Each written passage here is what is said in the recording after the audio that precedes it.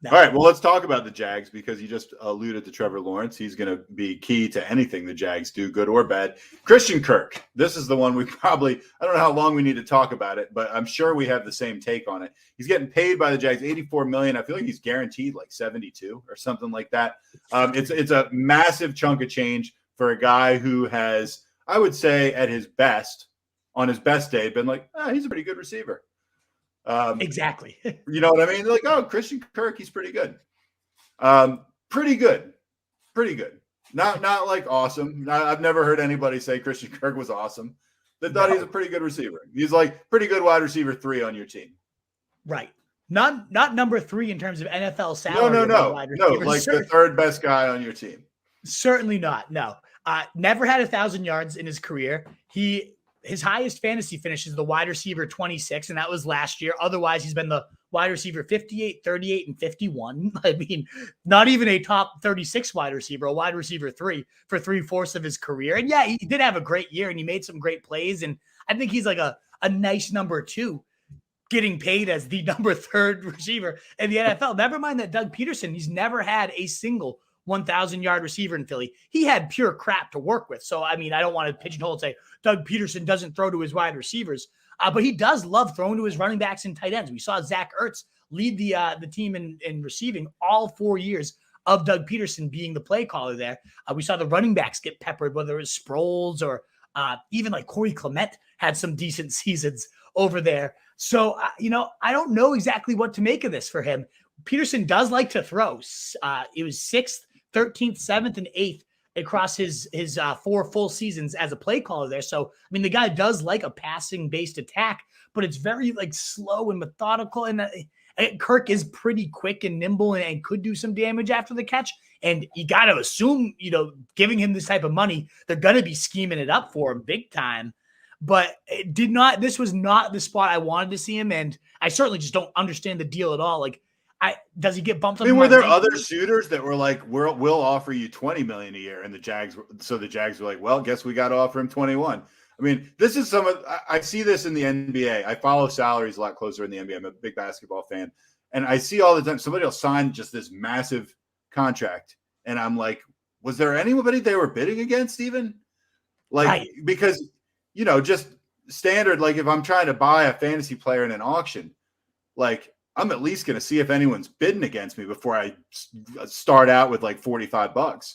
I know. I want to make sure somebody else was going to go 44. I would love to know like what was the next closest offer. And there were tons of rumors that like he might get $15 million a year and his market was really hot at the combine and everybody was kind of raving about him. So it does sound like there was definite interest in him. But again, 3rd highest receiver in the league salary. Probably not that level of interest. I want to say like, the Jags must know what they're doing, but that would be a stupid thing to say. You kidding me? Yeah, that would be the understatement of the year. Jeez. But like the guy we already talked about, Michael Gallup. Give me Michael Gallup as the 2 on the Cowboys all day, then the number 1, supposed number 1 on the Jags. I don't love this fit. I don't understand the move at all. But hey, it's the Jags. We got to finish this up because CJ's making some comments that I have to respond to. Nice. Evan Engram also joins the Jags, 1 year, $9 million. You said that Pederson does like to throw to the backs, does like to throw to the tight end.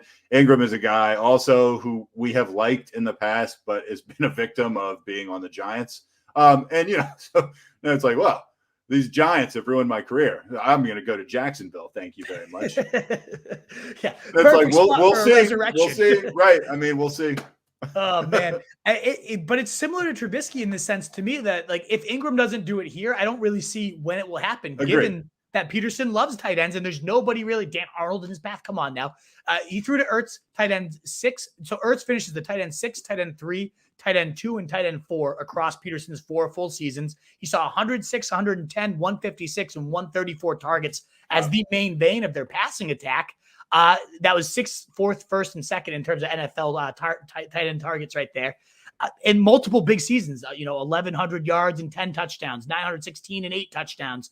So if Ingram's ever going to capitalize on this insane athleticism and this big slot receiver that he was rumored to be in free agency, this is the spot it's going to happen. And they paid Christian Kirk a shitload, but it's still just a collection of kind of shit that a few people can ascend to the top very easily. And I could see Engram definitely being the number 2 after Kirk, Kirk, then Engram, and then Etienne as like their top 3 receivers. I could definitely see something like that, given that Chark's likely gone and Marvin Jones could be gone, a cap casualty.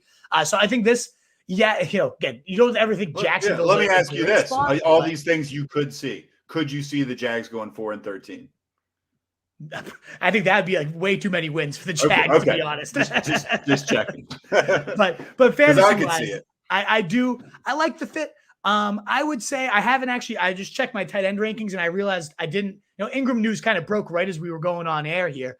I'd slide him in, if I'm bumping Ertz up to my tight end 11 behind Gesicki, maybe even ahead of Gesicki, the more I think about it. He should be ahead of Gesicki. I do too. Maybe even ahead of Dawson Knox, given the volume. Maybe. He's right in that range, at least, assuming that this is sneaky. Like, these tight end signings are actually pretty big for Knox, because there was a lot of rumblings that Evan Engram was of interest in Buffalo, that Gronk was of interest in Buffalo. So we might see Knox dodge a couple huge bullets here and emerge as a nice top 8 tight end. But back to Engram himself, I think he kind of slides in. I had him at 22 as a free agent. I would say right around like Higbee, Logan Thomas, that kind of range. Does that seem unreasonable to you? No, it doesn't seem unreasonable. I want to say I probably like Higbee a little bit more and Thomas a little bit less. So yeah, I guess I consider that. I consider that range, like the Cole. I don't love any of these guys. No, especially now that Gronk's back. Like, I want my tight end by Gronk, Dalton Schultz, like Zach Ertz tier. But yeah, like Engram is a last round type of flyer if you're taking late stabs at tight ends. I think there's going to be some volume his way, and I think he's a good athlete. So I'm intrigued to see what happens here. I'm going to own him more than I'm going to have Christian Kirk at their probably respective prices. Undoubtedly, yes. What is up, you fantasy wolf? Thanks so much for tuning in. If you haven't already, share your thoughts in the comments, check out some more videos, and join the newest Wolfpack by subscribing below.